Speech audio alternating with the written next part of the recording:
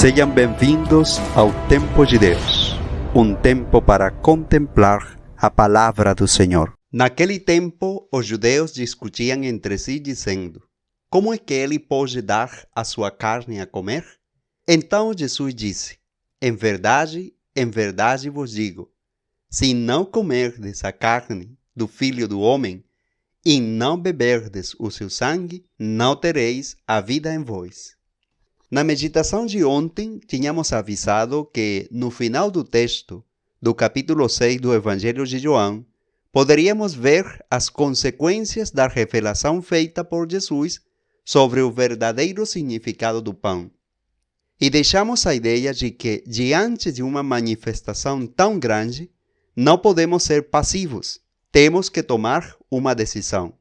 Pois bem, essa realidade será manifestada no Evangelho de hoje e de amanhã, primeiro de uma forma negativa e depois como uma manifestação de fé maravilhosa, que é a autêntica resposta que podemos dar ao descobrir Jesus como pão de vida que se nos dá na Eucaristia. O texto do Evangelho de hoje inicia com uma pergunta que questiona a manifestação feita por Jesus, no sentido de que ele é o pão da vida que precisamos comer. Como é que ele pode dar a sua carne a comer? É a pergunta dos que até agora, como já tínhamos visto no começo do capítulo 6, seguem sem entender Jesus. A pergunta é apresentada como uma dúvida que, como veremos depois, faz com que algumas pessoas da multidão decidam se afastar de Jesus. Porém, Jesus aproveita a pergunta para fazer com que a sua revelação alcance seu nível maior. É muito importante que entendamos isso para que compreendamos melhor o sentido da nossa Eucaristia. Na Eucaristia, podemos descobrir uma dupla realidade. Nela, em primeiro lugar, acontece uma entrega, um sacrifício. O Senhor se oferece, entrega sua vida e, com isso, nos coloca na dimensão de comunhão com Deus.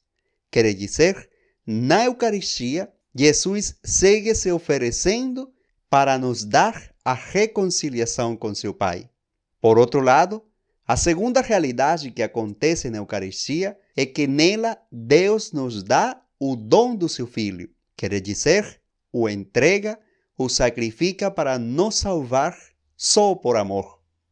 Diante dessas duas realidades, não podemos ficar passivos.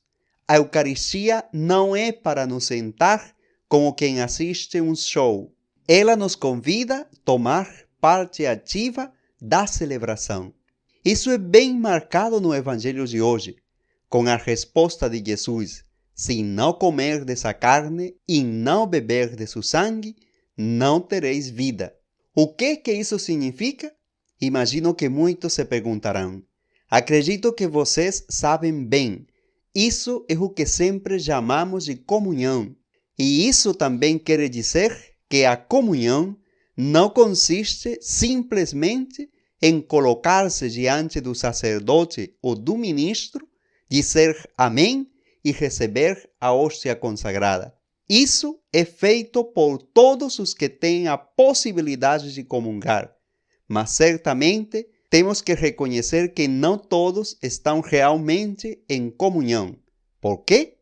Porque comungar significa não só acolher Jesus como palavra e receber a hóstia, mas também descobri-lo como vítima que se sacrifica, que se doa, que entrega tudo o que tem de valioso e que, ao comungar com ele, nos comprometemos a viver do mesmo jeito.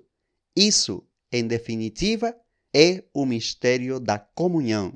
Se vamos além, podemos dizer que comungamos não só quando recebemos a hóstia consagrada, sino ainda mais quando encarnamos a vida do ressuscitado em nós, de tal modo que ao comungar nos comprometemos a viver da sua vida, amar como ele amou e entregar a vida pela salvação do mundo. Se isso é autêntica comunhão, tenho certeza que durante estes dias ainda afastados da comunhão física, podemos comungar autenticamente com Cristo. A graça, o amor e a paz de Cristo ressuscitado permaneçam sempre no nosso coração. Amém.